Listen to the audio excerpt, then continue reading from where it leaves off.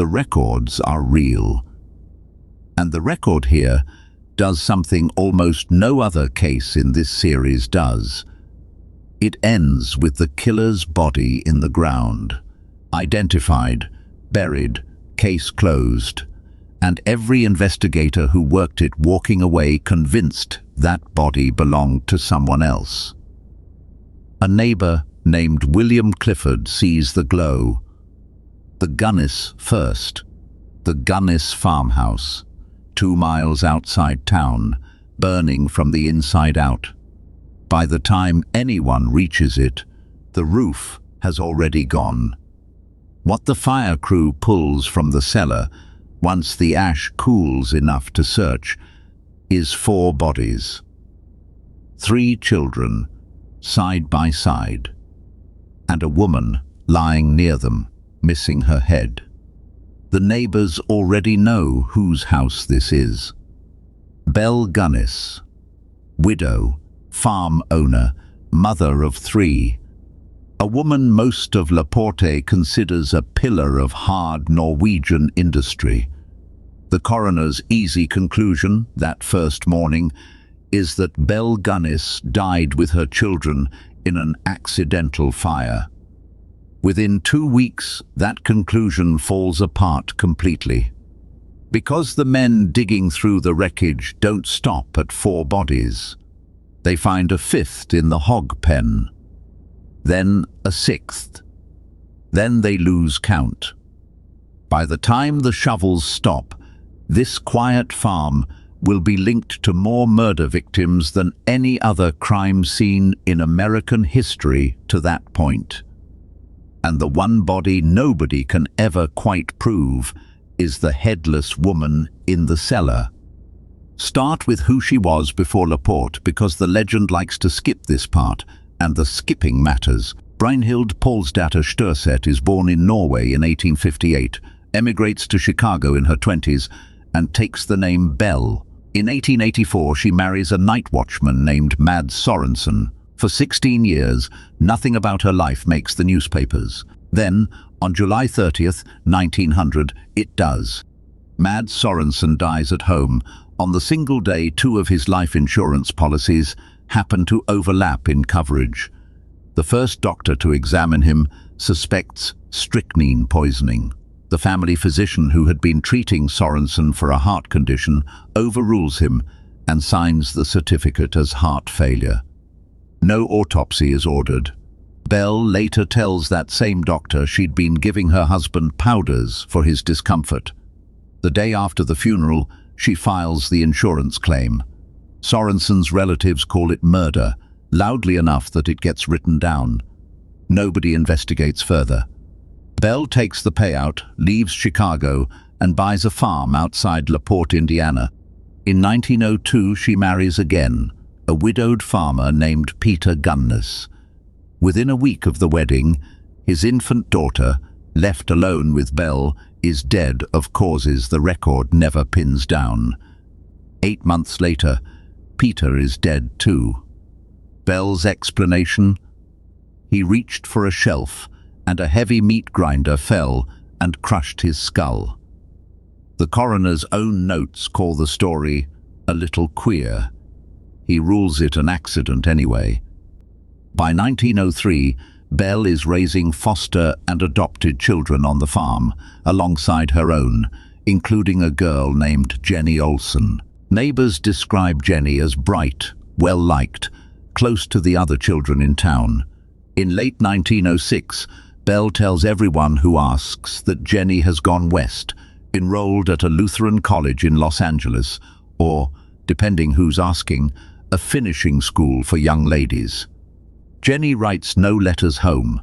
Nobody in LaPorte ever hears from her again.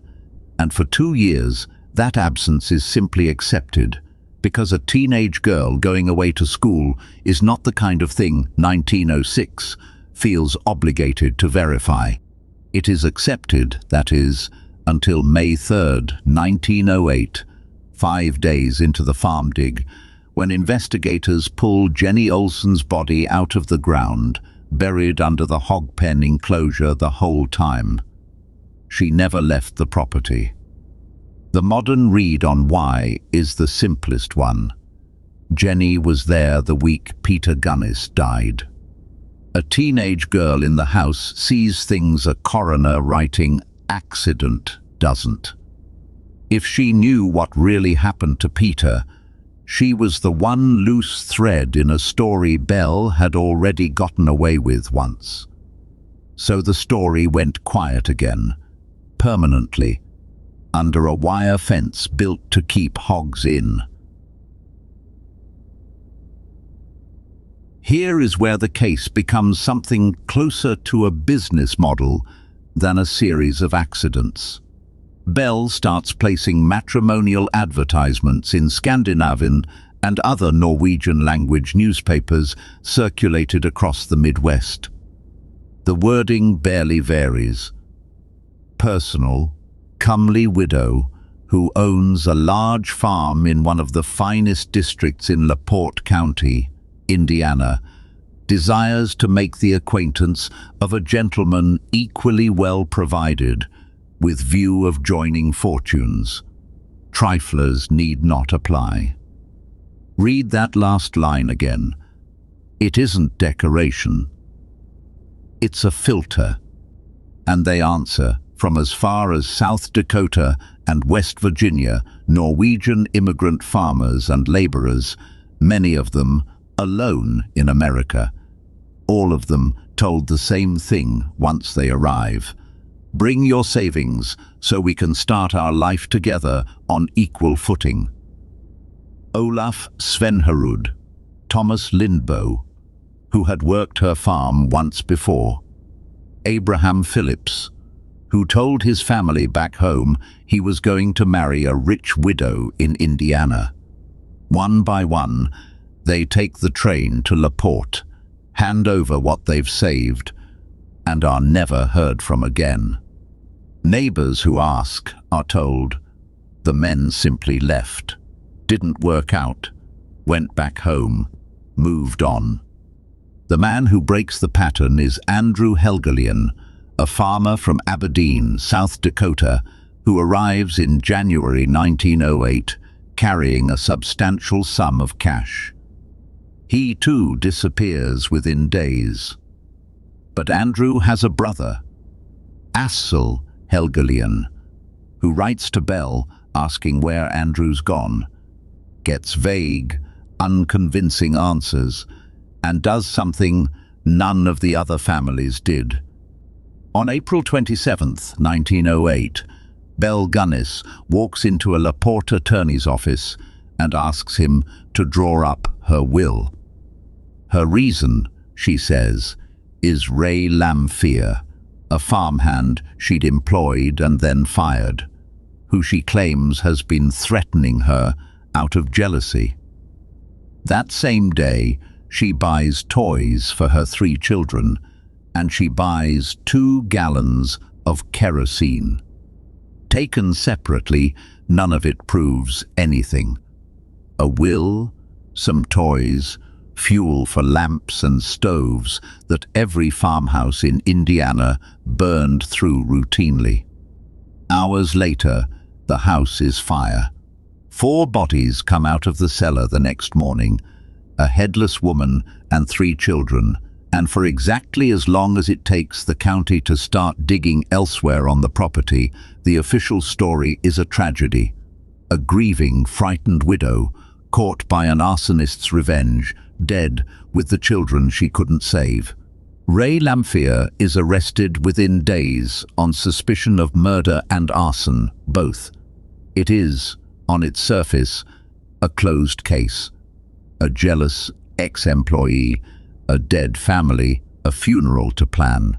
LaPorte has no idea yet what is buried 40 feet from where the fire trucks parked. Asle Helgelien arrives from South Dakota still looking for his brother and points investigators toward a fenced enclosure where the farmhand, Joe Maxson, recalls hauling wheelbarrow loads of dirt at Belle's direction to level out ground she called rubbish pits. They start digging on May 3rd. They find Jenny Olson within hours. Then, Wrapped in a gunny sack, they find what's left of Andrew Helgelian, his head, hands, and feet, the rest dismembered separately. They keep digging, sack after sack, torsos, arms severed at the shoulder, bone wrapped in tissue that the sheriff's report struggles even to describe. A quicklime pit near the barn suggests bodies dissolved beyond recovery entirely. Money the missing men were known to be carrying is never found. Every piece of it points to the same operator. Methodical, patient, unhurried, running this farm as a processing operation for years, while Laporte called her a hard-working widow. And through all of it, the one body the county is most confident about, the headless woman from the cellar, is about to become the one identification nobody can actually stand behind. So let's grade it. The devoted widow who died protecting her children from an arsonist? The ledger shows a woman who murdered at least 2 husbands, an infant, a foster daughter who knew too much, and somewhere between a dozen and several dozen men lured in by an ad that filtered for cash before it filtered for company. She was not the victim of this fire. Every piece of preparation, the will, the toys bought like a goodbye, the 2 gallons of kerosene, points to her lighting it herself. And the headless body in the cellar, ruled to be Belle, on the strength of a dental bridge her own dentist identified from the ashes? Ray Lamphere's defense attorney, Wirt Worden, didn't accept it. He had local doctors replicate the fire's exact heat on an identical bridge in a blacksmith's forge. The real teeth crumbled to nothing. The porcelain came out pitted and cracked. The gold melted and warped. The bridgework, pulled from Belle's cellar, came out clean. Something that survives a house fire intact usually wasn't in the house fire to begin with. The county's own coroner's jury still ruled the body was Belle Gunness. Ray Lamphere stood trial that November, not for murder. The jury acquitted him of every murder charge and convicted him only of arson. He died in prison of tuberculosis a year later, and on his deathbed reportedly told a visiting minister that he hadn't killed anyone, that he'd only helped Belle bury the bodies, and that she was still alive when he last saw her. That account is second-hand and was disputed even then. Treat it as testimony, not proof. But it lines up with something else. For years afterward, sightings of Belle Gunness were reported from Chicago to Los Angeles.